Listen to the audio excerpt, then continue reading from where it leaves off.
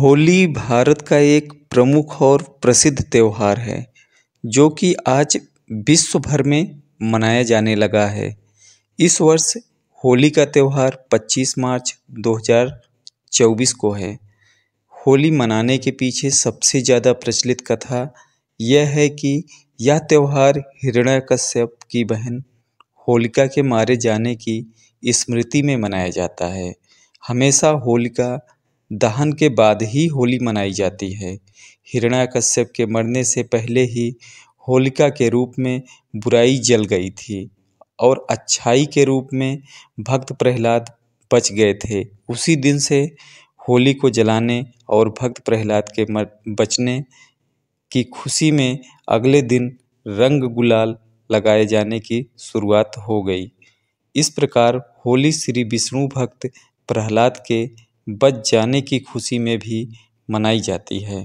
पुराणों के अनुसार प्राचीन समय में हिरण्यकश्यप नामक एक असुर था जो कि भगवान विष्णु का एक नंबर का कट्टर दुश्मन था। लेकिन उसका खुद का पुत्र प्रहलाद भगवान विष्णु जी का सबसे बड़ा भक्त था। उसकी भक्ति को देखकर हिरण्यकश्यप उससे बहुत कुपित रहता था। वह चाहता था कि प्रहलाद उसकी शक्ति को माने और विष्णु भगवान की पूजा ना करके उसकी पूजा करे। लेकिन प्रहलाद ने ऐसा करने से मना कर दिया। तब हिरण्यकश्यप ने उसे नाना प्रकार से प्रताड़ित करने लगा तथा उसे मार डालने की योजना बनाने लगा।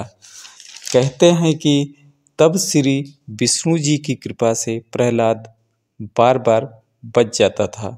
तब हिरण्यकश्यप के क्रोध का अंत न रहा। हिरण्यकश्यप के सारे प्रयास विफल होने के बाद उसने अपनी बहन होलिका से प्रहलाद को जलाकर मार डालने की प्रार्थना करने लगा। उसकी बहन होलिका को यह आशीर्वाद था कि वह अग्नि में नहीं जल सकती है। अतः उसने अपनी बहन को मनाया कि वह प्रहलाद को गोद में लेकर अग्नि में बैठ जाए।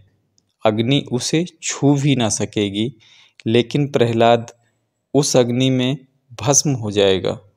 बहन ने अपने भाई की बात मान ली और एक नियत समय पर वह प्रहलाद को गोद में लेकर बैठी। उसने अग्नि का आवाहन किया।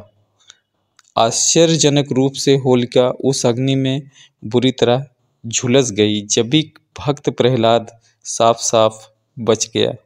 इस प्रकार बुराई पर अच्छाई की विजय के रूप में देश विदेश में होली मनाई जाती है। कहते हैं कि हिरण्यकश्यप के जीते जी ही बुराई का अंत कैसे होता है। उसने देखा कि होलिका के रूप में बुराई जल गई और अच्छाई के रूप में भक्त प्रहलाद बच गए। उसी दिन से होली को जलाने और भक्त प्रहलाद के बचने की खुशी में अगले दिन रंग गुलाल लगाए जाने की शुरुआत हो गई। रंग गुलाल लगाना जीवन में उत्साह का प्रतीक माना जाता है।